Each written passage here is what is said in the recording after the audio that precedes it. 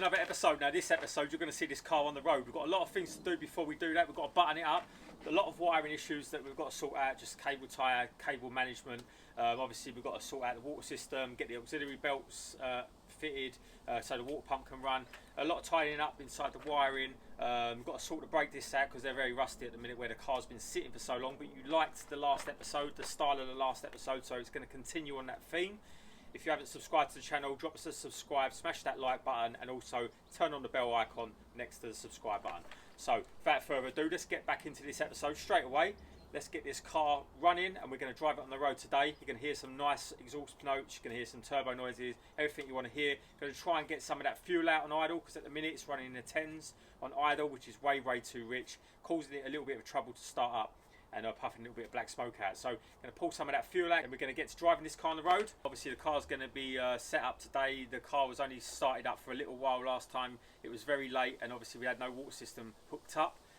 So we couldn't have it running for too long. So basically we're just going to get to tidying up this now. We're going to bleed the clutch because the clutch is obviously not bled. We've got a battery issue as well because we've got a long cable coming from the boot that is just not adequate for being able to start this sort of car.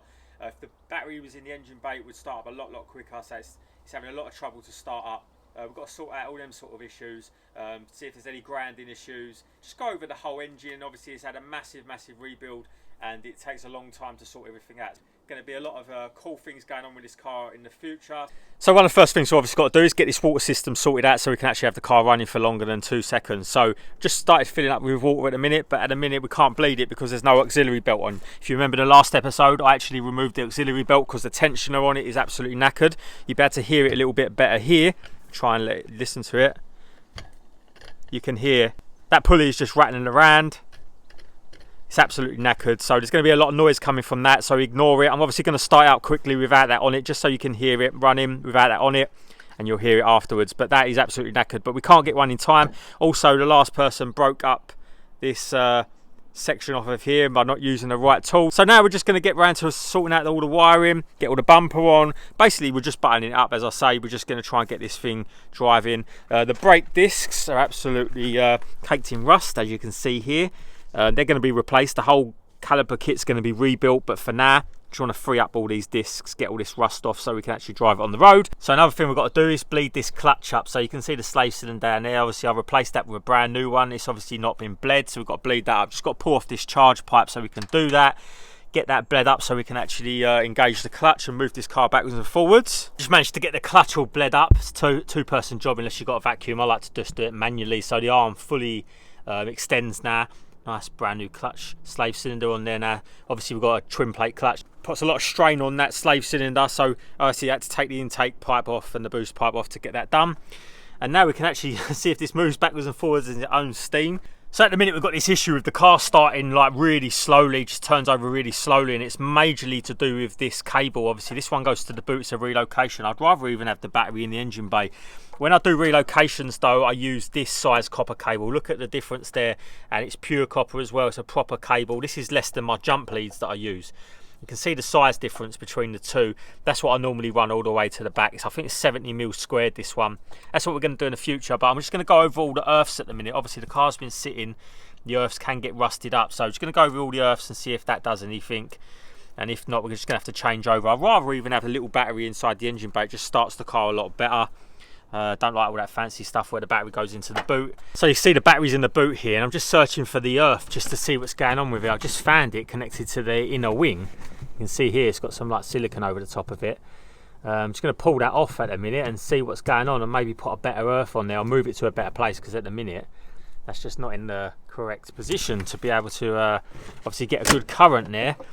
I really want to get rid of this rear battery anyway. It's ridiculous, but you can see the wiring, it's just not thick enough. But everything's been sitting for a while, so we're going to try and get all the earths and everything sorted.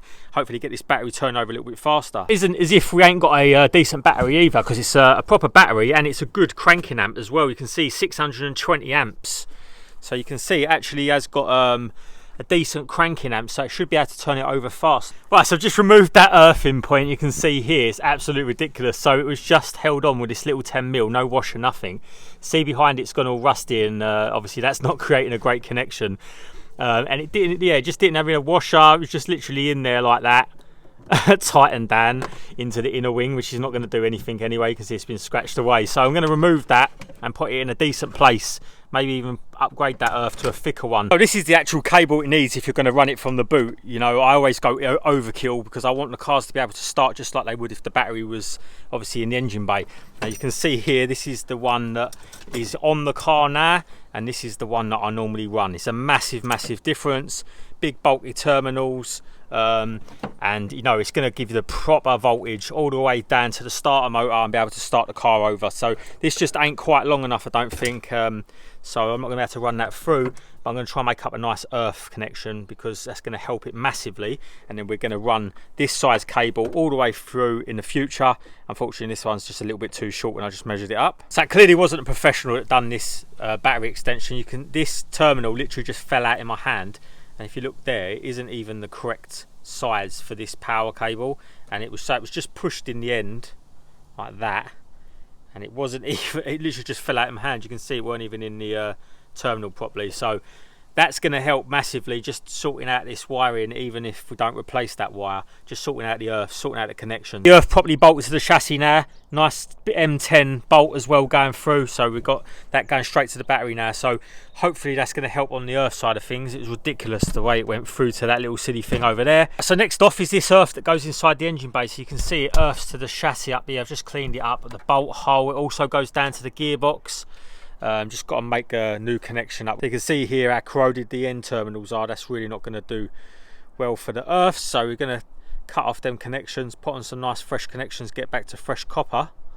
So a bit of shrink tubing, some new terminals and a bit of Tezza tape, and that looks a lot better, and it's going to have a much better connection.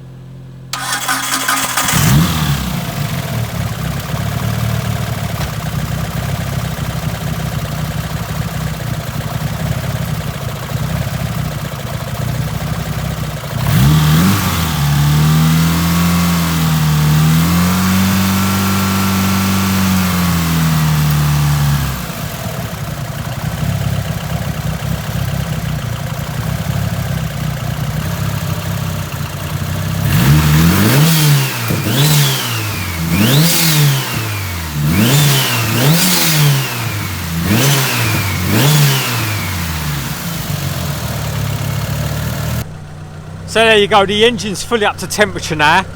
You can see I've just bled the system, got all the airlocks out of it. We've still got great oil pressure, the engine's sounding really good. That's idling at about 900, 950 RPM, which is quite low.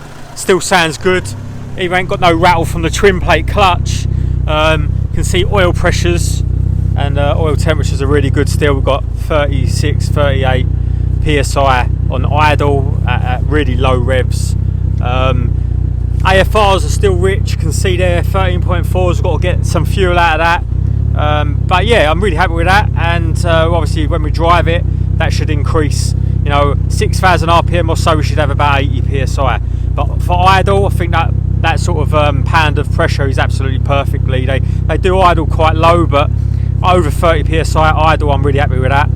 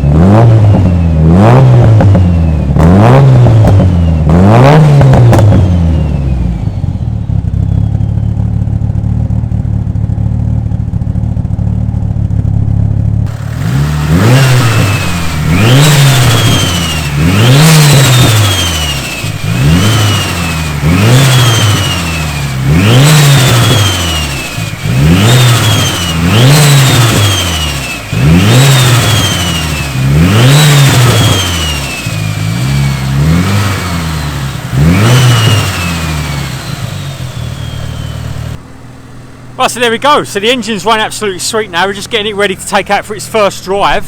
It's maiden voyage. So we've got to get some fuel in the car because it's got old fuel in it at the minute. If you haven't seen the fuel system that's on it, we basically got a swirl pot set up in the boot. Just to let you hear that exhaust note.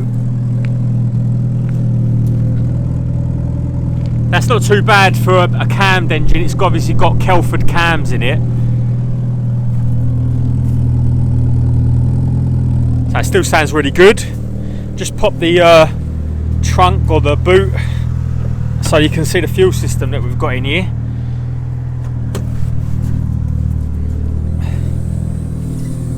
So basically we've just got a swirl pot in here with all this fuel system in the boot. So we're probably going to go to 2 in-tank fuel pumps in the future because you can hear the noise of the pump set up, and I just prefer the in-tank fuel pumps, so we're probably going to change that swirl pot out, or at least change the braided lines because at the minute they smell a little bit of fuel.